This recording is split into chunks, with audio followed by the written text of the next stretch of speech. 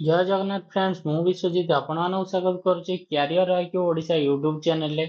तो आज का वीडियो रे हमें देखिए कि जो हमर गवर्नमेंट तरफ न्यू पेंशन स्कीम आसी यूनिफाइड पेंशन स्कीम तो तार डिटेल्स जानिबा जेमति कि केउ माने यार बेनिफिट पाई परिवे केबेटारु लागू हेबाकू जाउची आ केते टका पर्यंत मिनिमम केते टका आपण पेंशन सिक्योर करिवे आउ जेमति कि ये पेंशन को माने बेनिफिट उठिया पाई आपण केते वर्ष जॉब करिथिया दरकार पूरा डिटेल्स रे ए विषय रे जानिबा जानिबा को पाइबा।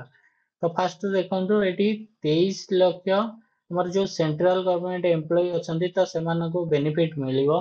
एमिति न कि स्टेट एम्प्लॉय को बेनिफिट मिलिबोनी किंतु हमर जदी स्टेट रे सेम स्कीम लागू करा जाए ताले स्टेट गवर्नमेंट एम्प्लॉय मध्य यार बेनिफिट पाई परिवे। ठीक अच्छे तो नेक्स्ट स्टेप को जीवा तो आपण मिनिमम 25 वर्ष जॉब करथिया दरकार।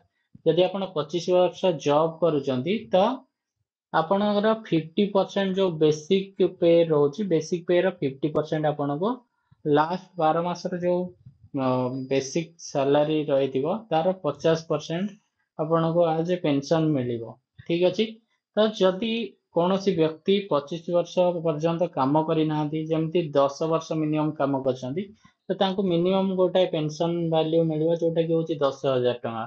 तो 10,000 पेंशन पाइबापी आप मिनिमम 10 वर्ष काम कर दरकार कि 10 वर्ष रु 25 वर्ष आप कम करते पेंशन फायदा उठे पारे। ठीक अच्छे आउ कि ये रही तो सेटा डिस्कस करिया।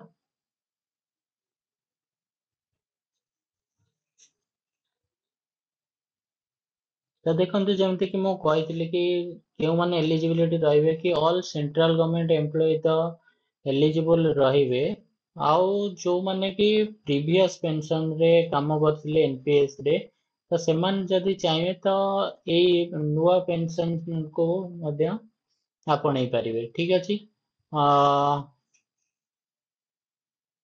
आउ जो विड्रॉ टाइम रे कोन केमती रहउची तो देखो आपण जितेबाला रिटायरमेंट टाइम आसीबो आपण 60% आपणकर विड्रॉ करि परिबे। ठीक है वन टाइम 60% विड्रॉ करिवे और जो 40% रिमेनिंग रहिबो सेटा गवर्नमेंट कोडी भी इन्वेस्ट करिवो जोटा कि आपण को मंथली एवरी मंथ रे आपण को पेंशन दिया जीवो। ठीक अछि पाखा पाखी डिटेल्स हमें कवर कले जहां भी हमर पेंशन स्कीम रिलेटेड।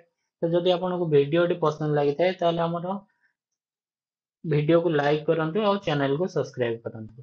जय हिंद जय जगन्नाथ।